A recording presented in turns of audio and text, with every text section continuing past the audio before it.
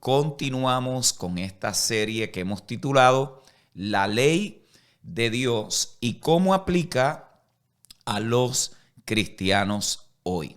La lección de hoy la he titulado Cristo, el fin y el final de la ley. Y esta es la tercera enseñanza. Si no has visto las primeras dos lecciones, puedes ir a mi canal de YouTube, por allí lo vas a encontrar y simplemente busca por allí por Tommy Moya y allí puedes escuchar toda la serie que hemos preparado en relación a esta enseñanza que hemos venido trabajando. Una de las cosas que tenemos que tener claro cuando nosotros consideramos un tema tan importante como lo es la ley de Dios es que Dios mismo instituyó la ley con obsolencia planificada. Lo que esto significa es que el tiempo de la vida útil de la ley estaba planificado de antemano. Dios mismo había determinado cuándo la ley iba a ser obsoleta. Y Él puede hacer eso porque es su ley, no es la suya, no es la mía, no es la de una religión, es la ley de Dios. Por lo tanto, si a Dios le da la bendita gana de que la ley tenía un tiempo establecido, Él lo puede hacer porque esa es su ley. Eso es lo que Él quiere hacer. Por lo tanto, si Dios mismo le da fin a algo y dice que algo estaba establecido por un tiempo determinado, yo creo que a nosotros nos conviene saber por qué y para qué Dios lo hizo de esta manera. Así que nuestra tarea debe ser considerar la evidencia bíblica de la finalidad de la ley y por qué dice en Romanos capítulo 10, verso 4, que el fin de la ley es Cristo para justicia a todo aquel que cree. ¿Quién es el fin de la ley? Cristo. ¿Y por qué Cristo es el fin de la ley? Para justicia a todo aquel que cree. Ahora, lo primero que vamos a hacer es que vamos a considerar las declaraciones bíblicas que están relacionadas a la afirmación de la ley. La primera serie de versículos la vamos a obtener principalmente de los relatos que encontramos en Mateo, en Marcos, en Lucas, en Juan, donde es más claro poder identificar la relación de Jesucristo con la ley. Recuerden que Pablo dijo en Gálatas capítulo 4, verso 4, que Jesús nació bajo la ley para los que estaban bajo la ley. ¿Vio? Y luego dice en Lucas 2:21 que Él fue circuncidado según la ley. También se nos dice en los evangelios que Jesús fue al templo a los 12 años con sus padres en obediencia a la Torá para cumplir los requisitos de la ley. De los 12 años en adelante, según la tradición judía, el niño comenzaba a tener relación directa con la ley. En otras palabras, el niño ahora se hacía responsable y tenía que crecer en los requisitos que esa ley establecía. Es una forma totalmente diferente de iniciar a los niños en esa responsabilidad y en ese proceso de la vida. Nosotros acá no pensamos de esa manera. Para nosotros los niños de 12 años todavía están jugando con muñequitos y con cositas así. Esa no era la tradición judía. Los niños a los 12 años ya asumían una responsabilidad directa con la ley. De hecho, el rito que todavía existe consiste en la preparación por parte del candidato, en este caso el niño, de ciertos pasajes de la ley que tenían que ser memorizados y recitados y tenían que ser presentados a los doctores de la ley, a aquellos que estaban a cargo en esta en estas sinagogas para que entraran en conversación, le hicieran preguntas y ellos pudieran poner a prueba los conocimientos y también el participante pudiera hacer preguntas que hubiesen surgido de su formación y de su conocimiento mientras estaba estudiando la ley. A esta ceremonia fue que Jesús fue llevado. Él allí fue confirmado a los 12 años. Durante su ministerio, Jesús, dice la Escritura, que confrontó a los líderes y a los abogados judíos. Y él dice de una manera tremenda en diferentes versículos, dice, ustedes han descuidado, ustedes han dejado, ustedes han transgredido y ustedes han invalidado el mandamiento y la palabra de Dios. Y él dice cómo fue que esta gente hizo todo eso. Él dice, porque la tradición de ustedes, sus propias interpretaciones acerca de la ley, para ustedes son más importantes que lo que la ley decía. Por otra parte, vemos que Jesús, a la misma vez que está defendiendo lo que la ley dice, se desvincula de ella. Y se desvincula cuando en una ocasión se dirige a los judíos y él se refiere y le dice, vuestra ley. Juan capítulo 8, verso 17 y Juan capítulo 10, verso 34. Hablando con los discípulos en una ocasión acerca de estos escribas y fariseos, él dice y se refiere a ellos como su ley. Juan capítulo 15, verso 25. Para esto... pero esto es para que se cumpla, dice el texto, la palabra que está escrita en su ley. Sin causa me aborrecieron. Note bien, ¿qué es lo que él estaba diciendo allí? En la ley que se le dio a ellos, dice esto, yo se lo estoy reafirmando, ellos no lo están aceptando, sabiendo que está allí escrito en la ley y están aborreciéndome sin causa. En ocasiones Jesús hace otra cosa y es que parece reinterpretar la ley. En varias ocasiones, por ejemplo, como en Mateo capítulo 5, verso 21 al 48, Jesús contrastaba lo que decía la ley y lo que él estaba diciendo. Y él dice, vosotros habéis oído. Bueno, la ley dice, pero yo digo. Y les reinterpreta lo que la ley decía. En ocasiones habla de la relatividad de la ley, como lo vemos en Marcos capítulo 10, versos 2 al 12, cuando Jesús dice que a causa de la dureza de vuestro corazón, Moisés os escribió este mandamiento. ¿Y cuál era? El derecho de darle carta de divorcio el hombre a la esposa. Jesús, por otro lado, viola repetidamente la ley del sábado. Mateo capítulo 12, verso 1 al 14. Y dijo que el Hijo del Hombre es el Señor del sábado. A pesar de las advertencias que estaban en la ley de no añadir mandamientos a ella, como dice allí en Deuteronomio capítulo 4, verso 2, donde dice, no añadiréis a la palabra que yo os mando, ni disminuiréis de ella para que guardéis los mandamientos de Jehová vuestro Dios, que yo os ordeno. A pesar de eso, Jesús dice, un mandamiento nuevo les doy, que os améis unos a otros como yo os he amado. Juan capítulo 13, verso 34. Luego también él se refiere en Juan 10, 34 a vuestra ley.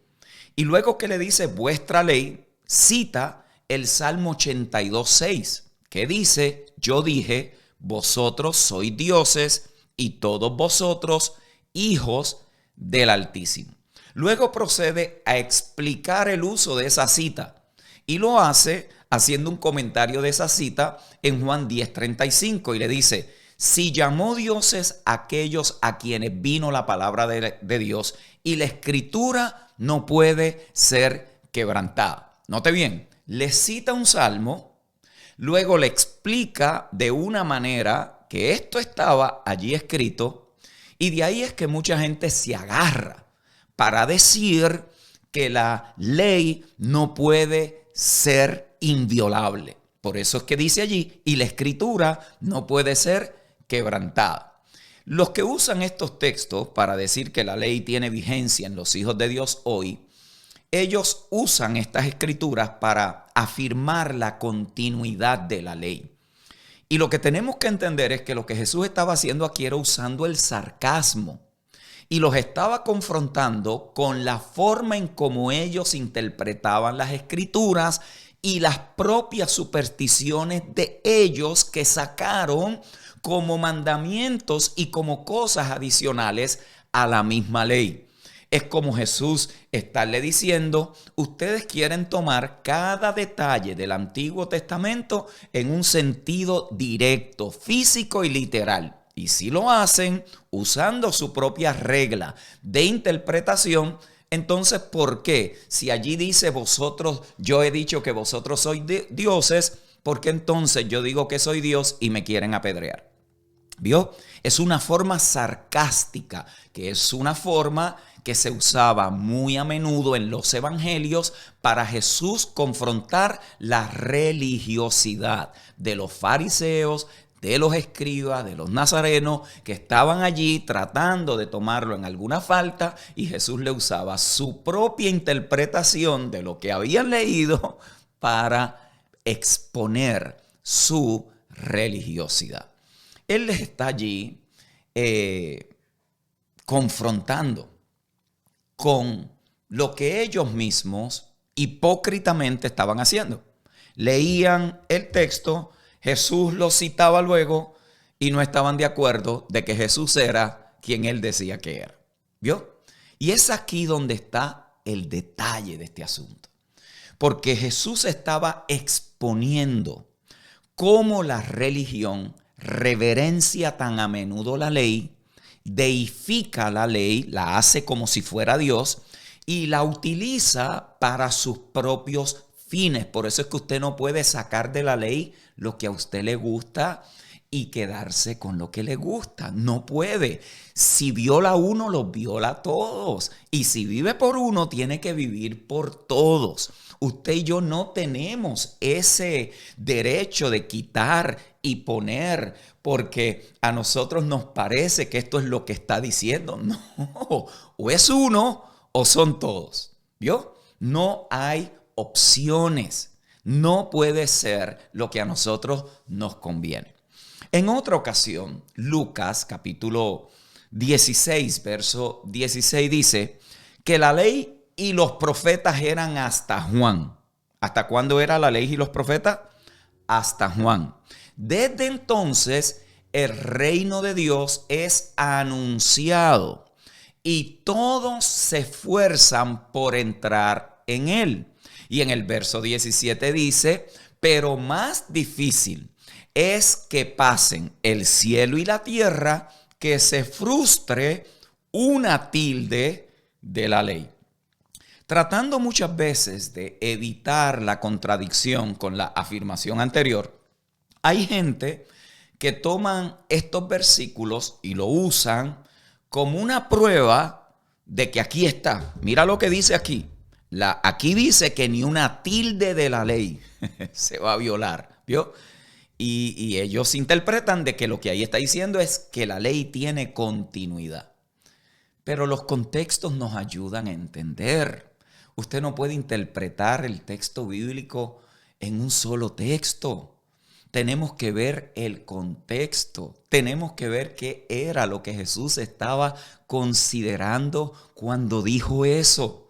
Y una vez más, en el contexto se nos muestra que Jesús estaba exponiendo la rígida manera que los religiosos, los fariseos, estaban interpretando las escrituras. Él allí está diciendo, miren señores, es más probable que el cielo se derrumbe en un derrumbe cataclísmico, cósmico, que ustedes cedan a un solo punto de sus interpretaciones tradicionales e inválidas de la ley que están usando para su propia autojustificación, y lo que ustedes hacen con la ley es detestable ante los ojos de Dios. Y usted dice, sí, pero eso es su opinión, Pastor Tommy, usted está sacándose eso, yo no sé de dónde. Bueno, ¿y qué le parece si leemos el contexto? ¿Cómo nosotros sabemos que esto era lo que Jesús estaba considerando? El verso 15.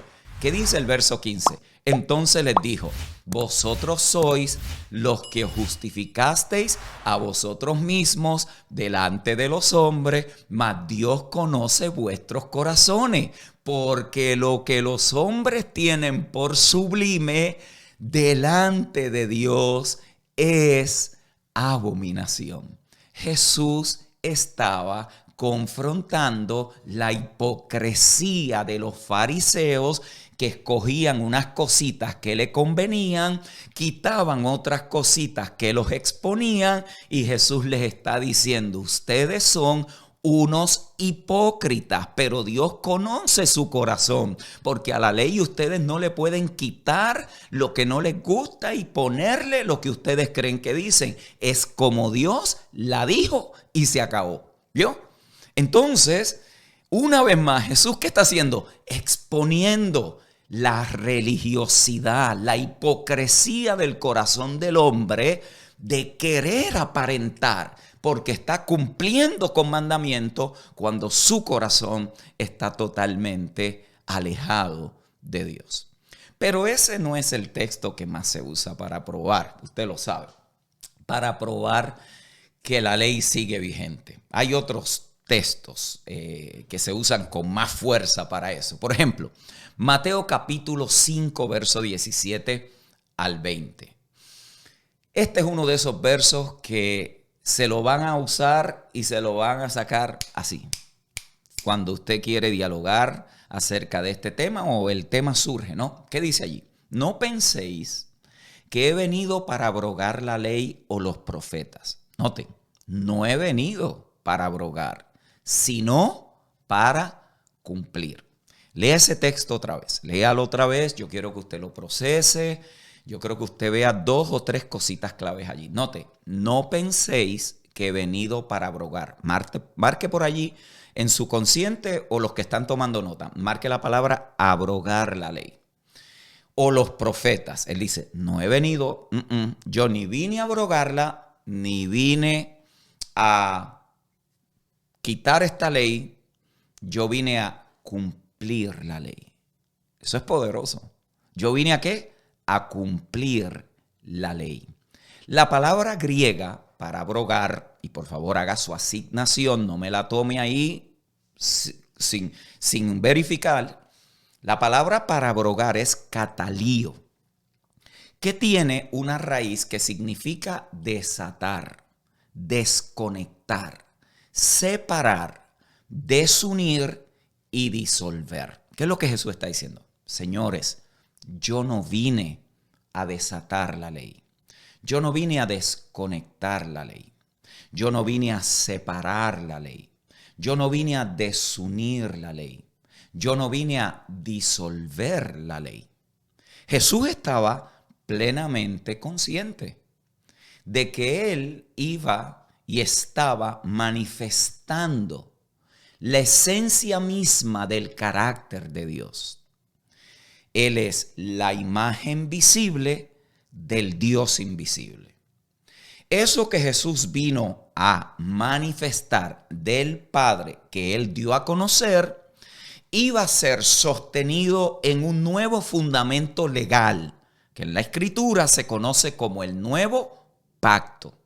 Radicalmente diferente al viejo pacto y al propósito de la ley de aquel viejo pacto.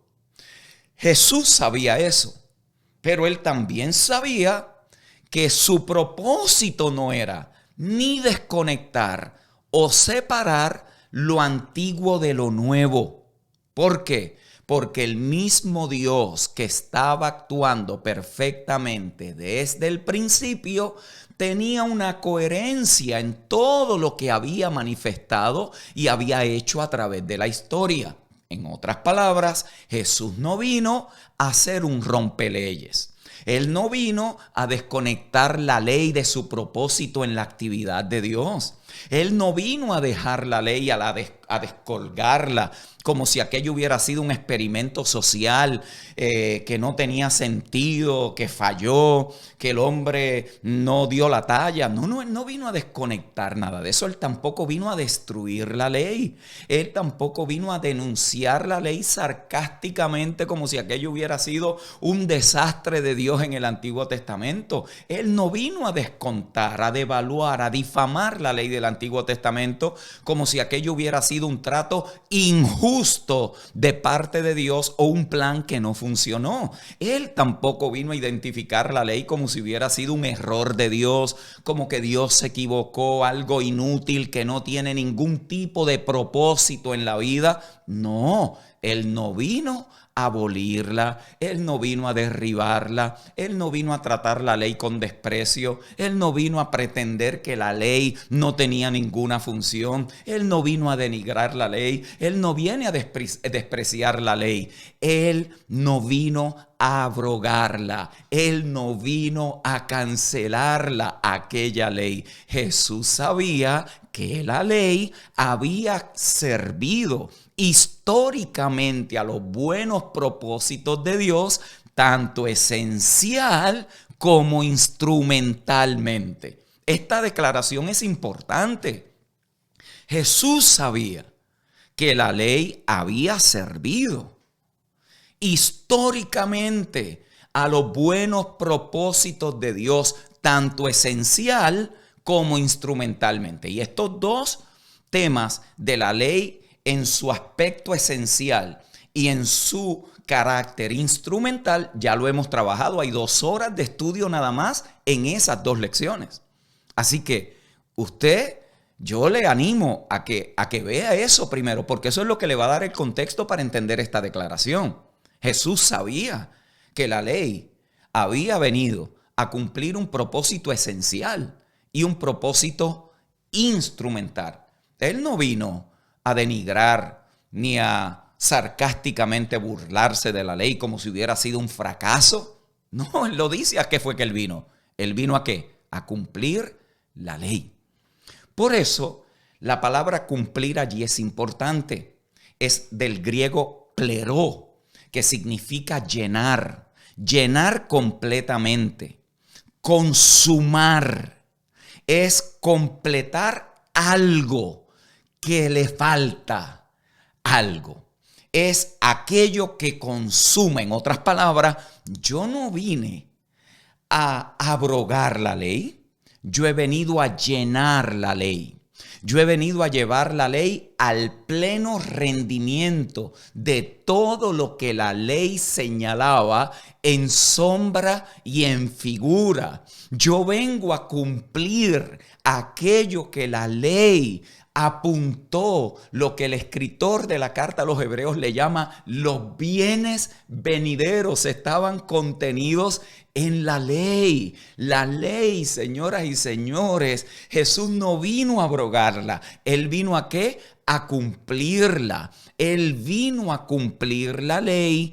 ¿Cómo? Siendo Él mismo la directiva dinámica de Dios en la humanidad. Por eso es que Jesús es la Torá viviente. Él es la vida misma de Dios residiendo en el Espíritu regenerado que te lleva a vivir una vida que agrada al Señor. Cumplir la ley significa algo más que cumplir las promesas. Significa mucho más que cumplir profecías históricamente. La palabra lleva consigo el significado de completar, actualizar, consumar la ley, convirtiéndose en todo su contenido previsto. Por eso el verso 18 del mismo capítulo 5 que dice, porque de cierto os digo que hasta que pasen el cielo y la tierra, ni una jota, ni una tilde pasará de la ley, hasta que todo se haya cumplido. Los propósitos de Dios para la ley están tan firmes, están tan establecidos, están tan posicionados como el cielo y la tierra. Por supuesto. ¿Cuál es el propósito de que nuestra tierra no está tambaleando? ¿Cuál es el propósito por la manera en cómo Dios ha establecido los cielos y la tierra? ¿Por qué la tierra no se cae de su eje? ¿Por qué la tierra no tambalea y usted no está mareado mientras está dando vueltas? ¿Por qué? Porque la tierra está establecida para que cumpla un propósito. Es lo que él está diciendo. Asimismo, como la tierra está establecida, como el cielo está establecido, hay un propósito para la ley. ¿Por qué la tierra está establecida? Para que pueda cumplir la razón por la cual Dios la puso, para que nosotros la habitásemos. La tierra está dando vuelta en su eje. La palabra allí es parexomai. ¿Y cuál es la idea de que esté dando vuelta a su eje? Para que siempre haya un nuevo día.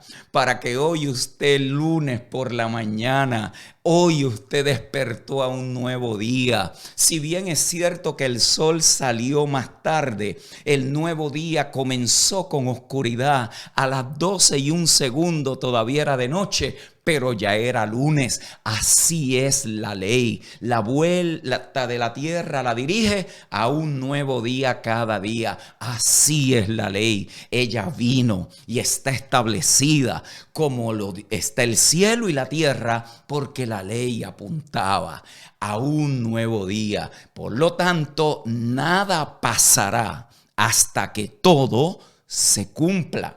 La palabra allí es hinomai, que significa llegar a ser, a que suceda, a que tenga lugar. La pregunta que hay que hacerle al texto es cuándo sucedió o tuvo lugar todo lo que Dios pretendía para la restauración de su creación en la humanidad. Pues esa pregunta también tiene respuesta en la muerte, en la resurrección, en la ascensión y en el derramamiento del Espíritu Santo. ¿Qué pasó allí? Los propósitos de Dios para la ley se cumplieron en Cristo Jesús. Por si se le había olvidado, usted y yo en nuestra tradición cristiana venimos reconociendo y recordando esa muerte, esa sepultura, esa resurrección, esa ascensión y ese derramamiento del Espíritu Santo. ¿Sabe lo que eso le debe de haber recordado a usted? Que ya la ley cumplió su propósito. De cierto, Cristo estaba en lo correcto. La ley no podía ser quebrantada. Él no vino a violarla, Él vino a cumplirla. De esa muerte, sepultura, ascensión y derramamiento del Espíritu Santo es que se hace posible que la vida de Dios regrese a su habitación en el espíritu del hombre y la mujer regenerada.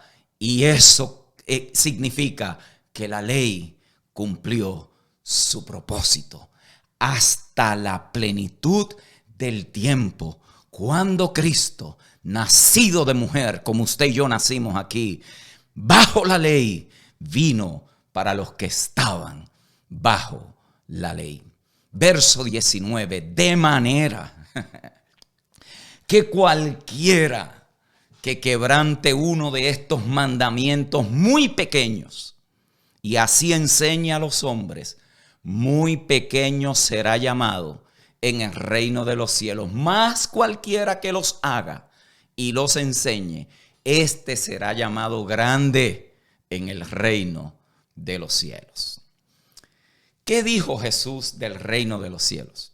Él dice que ese reino de los cielos está en nosotros y está con nosotros. Note bien, para los hijos de Dios, el reino no es un viaje al cielo, el reino no es algo después de más allá. El reino, en su esencia más pura y práctica, es el gobierno de Dios en la vida de sus hijos. Jesús dice que ese reino está con nosotros y está en nosotros. El Hijo de Dios que se desprende, que es la misma palabra que Pablo usó en el verso 17, catalúo. El Hijo de Dios que se desconecta, el Hijo de Dios que no aprecia, el hijo de Dios que devalúa, ridiculiza, denigra o desconecta la ley de la actividad perfecta de Dios. Jesús dice, será llamado el más pequeño. ¿Por qué? Porque está haciendo un mal servicio. No está entendiendo correctamente los propósitos de la ley. Está transgiversando la actividad perfecta de Dios en la historia. Por eso es que será llamado más pequeño, porque no ha entendido cómo Dios ha obrado a través de la historia. Pero eso nos propone una pregunta. ¿Cómo entonces nosotros cumplimos con los mandamientos como hijos de Dios? Bueno, la intención esencial de los mandamientos, ¿cómo se guarda? Cuando Jesús mismo, como el guardián de la ley y en y a través de Cristo, manifiesta el carácter de Dios por la gracia de Dios. Cristo en nosotros nos hace aptos para toda buena obra. Hebreos capítulo 13. Por eso es que los que viven por la gracia y enseñan la gracia serán llamados ¿qué? Grandes en el reino de los cielos. Esa es la razón por la cual el verso 20 que dice, porque os digo que si vuestra justicia no fuese mayor que la de los escribas y fariseos, no entraréis en el reino de los cielos. ¿Qué dice Pablo en Romanos capítulo 3 verso 20? Que la justicia no viene por la ley.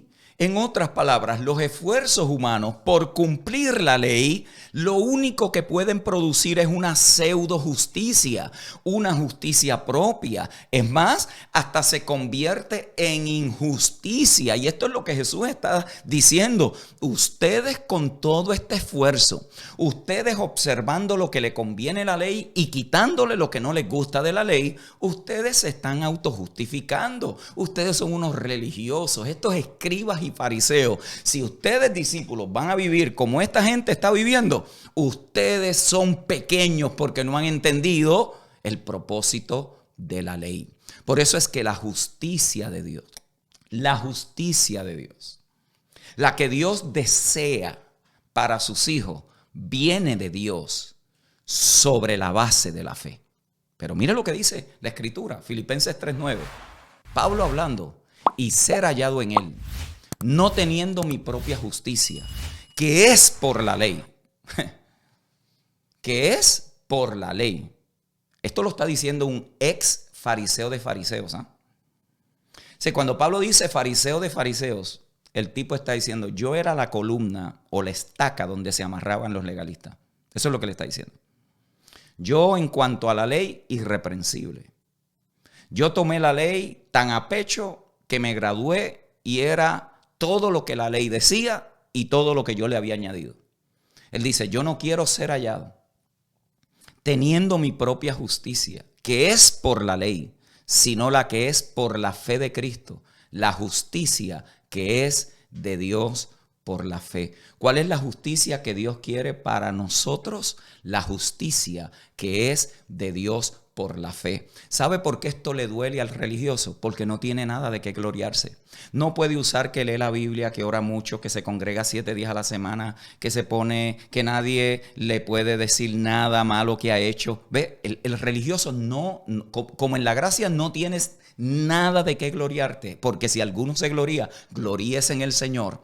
Como la gracia te remueve toda tu autopropia justicia, eso revienta al religioso por dentro. ¿Por qué? Porque no tienes nada de qué gloriarse. La justicia de Dios es el resultado, es el fruto de que Jesucristo el justo, dice Primera de Juan 2:1, vive en nosotros. La justicia en el comportamiento de los hijos de Dios es que es un fruto, el fruto del Espíritu de Cristo que manifiesta el carácter y la vida de Dios a través de nuestro comportamiento, haciendo entonces lo que Él quiere y nosotros caminando en buenas obras que Jesús dijo en el verso 16 de Mateo 5, glorifican al Padre que está en los cielos.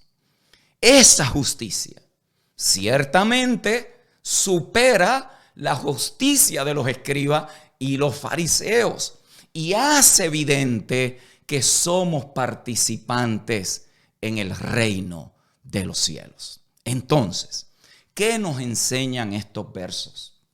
¿Qué nos dicen?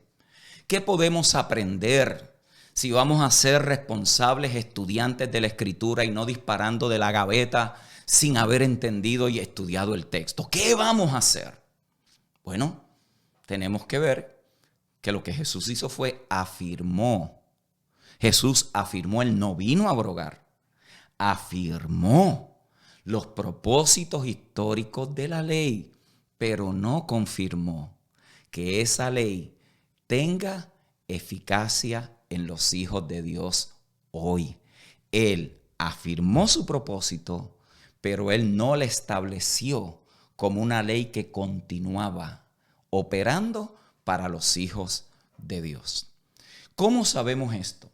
Porque gran parte de los malentendidos y de la mala interpretación del significado de las palabras de Jesucristo se deriva precisamente de la mala traducción de las palabras claves que son, ¿cuál? Abrogar y cumplir. Una vez usted entiende estas dos palabras, usted ha entendido el contexto. Puede ahora presentar correctamente por qué Jesús dijo, yo no vine a abrogarla, yo vine a cumplirla. Él afirma su propósito, pero no confirma que la ley continuaba después de su resurrección. Ahora, alguien dijo en una ocasión que de un texto no se puede hacer doctrina, y eso es cierto. Por lo tanto, veamos la afirmación de la ley en otros pasajes del Nuevo Testamento. Pablo, escribiéndole a los romanos en el verso 31 del capítulo 3, hace una pregunta retórica y dice, luego por la fe ¿invalidamos la ley? Y él dice, no señor, en ninguna manera, sino que confirmamos la ley. Luego por la fe, ¿invalidamos la ley? No, de eso no es que estamos hablando. Pablo lo que está diciendo, no, yo no estoy hablando de eso. Ustedes están inventando si hay cosas de que ahora, como dicen que no tienen ley, pues viven como les dé la gana. ¿Ve? Ese es el argumento de la carta en los romanos. Y dice, no, señores, no, ustedes no han entendido esta cosa. En ninguna manera confirmamos la ley. Los defensores de que la ley aplica tanto como aplicó para el pueblo judío como para los hijos de Dios hoy, dicen que esta es la clave, ¿vio? Usted tiene que ver esto aquí. Y ellos dicen, pues, que la ley no se anula, ¿vio? Sino que la ley se establece, porque aquí dice que la fe confirma la ley, ¿vio? La palabra que Pablo usa allí es katargeo, que se traduce anulada. En la raíz de esta palabra hay también dos palabras griegas que significan no y argeo. En otras palabras, no trabajo. Lo que Pablo está diciendo aquí es, señores, estamos diciendo que la ley no funcionó. Estamos diciendo que la ley fue un fracaso histórico. Estamos diciendo que la ley no cumplió con un propósito esencial. Ustedes están diciendo que Dios se equivocó cuando estableció la ley. No, la fe confirma la ley. No, eso no es lo que dice. Él dice, establecemos que la ley sirvió a los propósitos de Dios. Afirmamos que la ley se mantiene dentro de esos propósitos históricos y validamos. La fe valida que la ley cumplió su propósito. Una vez más, el contexto.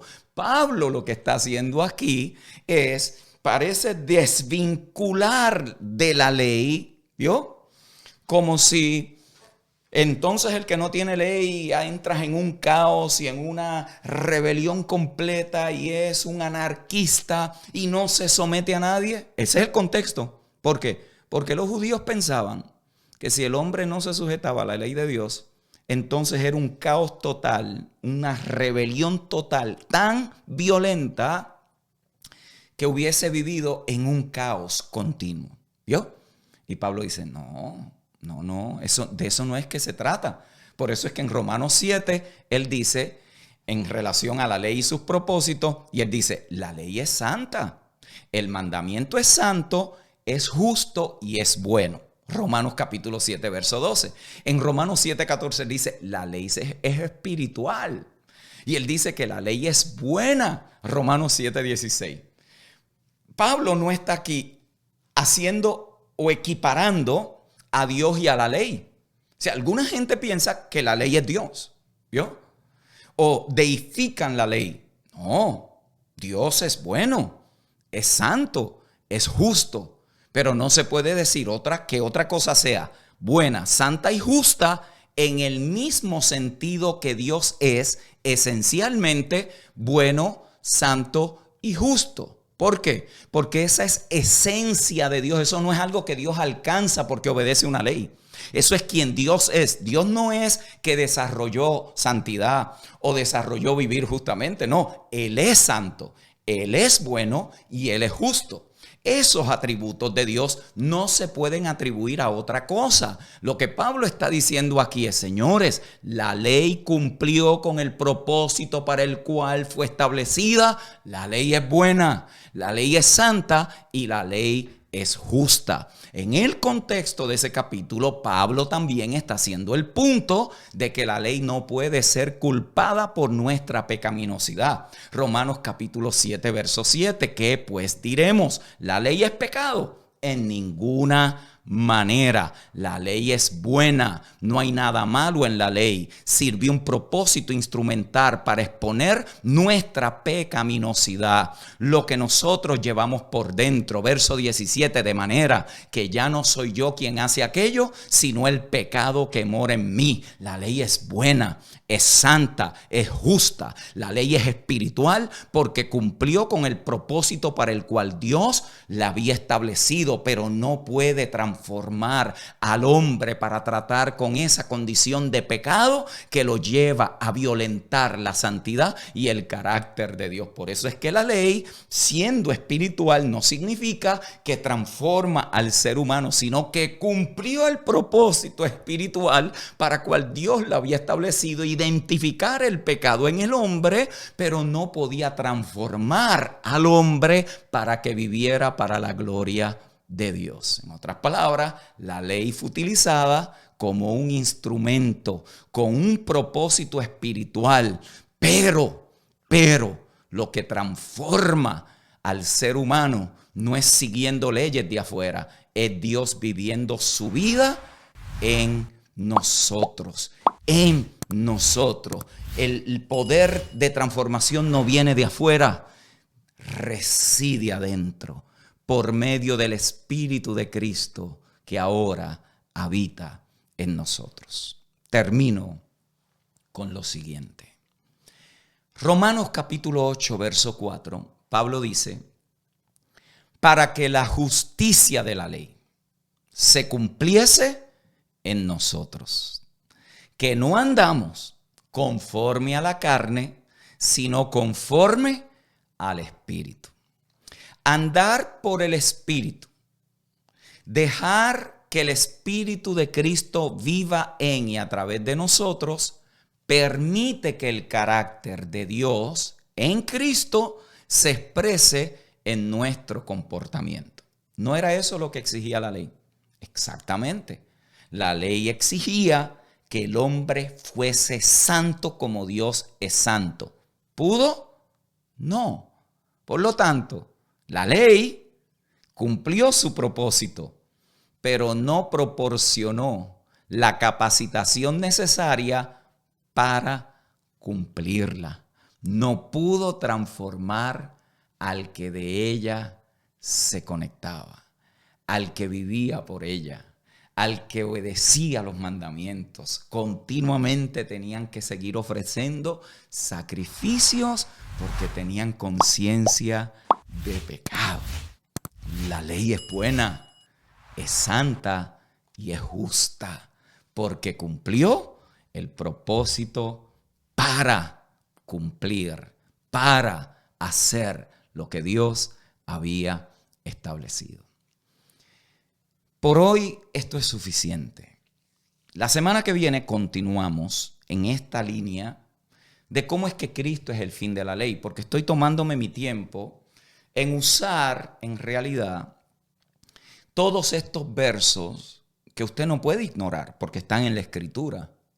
Y usted tiene que poderlos entender en su contexto. Debemos de poderlos entender en su contexto para que veamos lo que esta salvación tan grande significa para nosotros.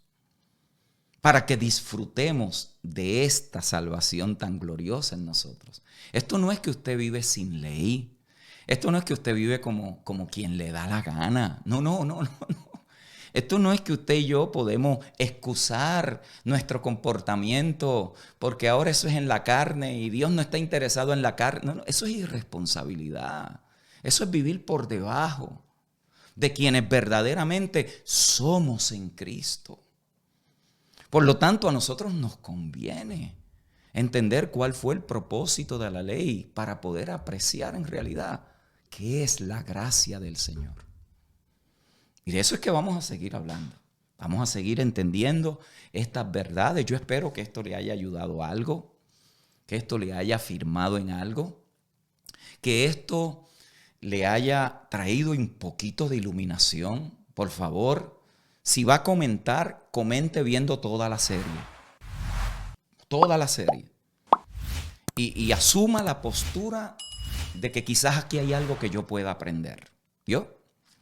Quizás, yo no sé, pero quizás sí.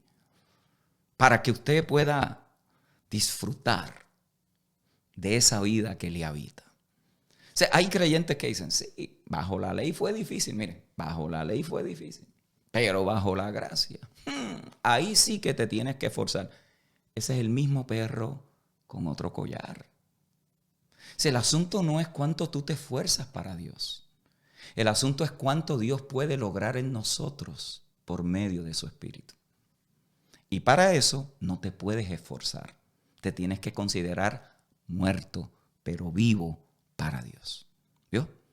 Entonces esto no es un asunto que es donde muchos pastores tienen temor de predicar la gracia y dicen, es que si yo le predico la gracia, la gente se va a hacer lo que le dé la gana. Señores, la gente está haciendo lo que le dé la gana, con gracia o sin gracia. Esto no es un asunto de gracia, que la gente hace lo que le dé la gana. Eso no tiene nada que ver. Por eso es que lo que le da herencia entre los santificados es la palabra de gracia, no la palabra de la ley. Por eso es que el escritor hebreo dice, acerquémonos pues al trono de la gracia, no al trono de la ley. Por eso dice que esta gracia que hemos recibido, no esta ley que se nos ha dado en Cristo. ¿Vio? ¿Por qué? Porque es la gracia, es la dinámica de Dios por la cual Dios vive su vida a través de nuestro comportamiento en Cristo. ¿Y qué produce ese comportamiento? Ese comportamiento lo produce, como dice el escritor de Hebreo, y Él mismo os hará aptos para toda buena obra por medio de Jesucristo. Es más, usted no tiene en la gracia nada de qué gloriarse. ¿Por qué? Porque hasta el querer como el hacer lo produce Dios para su buena voluntad. Yo no entiendo a veces por qué la gente con esta gloriosa realidad quieren seguir viviendo con el cuchillo aquí todo el tiempo. Y Dios quiere liberarte de esa religiosidad castrante, de esa hipocresía donde escoges lo que te conviene, señalas lo que el otro tiene mal, pero no has podido tratar con lo que en ti no está funcionando bien. ¿Vio? Dios quiere libertarte de esa hipocresía y que puedas mirar a cara descubierta y saber que estamos en un proceso de transformación, en un proceso donde estamos siendo hechos conforme a la imagen del Hijo y que ese Espíritu de Dios, cuando miramos a cara descubierta, contemplamos la hermosura de su santidad, estamos siendo transformados. ¡Qué glorioso evangelio!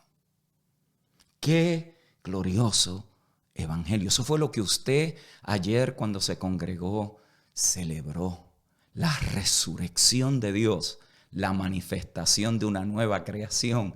Dios haciendo residencia otra vez más. Ni Moisés entendió eso, ni Abraham entendió eso, ni los rabinos entienden eso, ni las tradiciones hebraicas y judaicas entienden eso. Eso estaba en sombra, estaba oscuro para ellos, pero para usted y para mí ha sido quitado el velo. ¡Qué gloriosa realidad! Lo que Dios ha hecho en Jesucristo.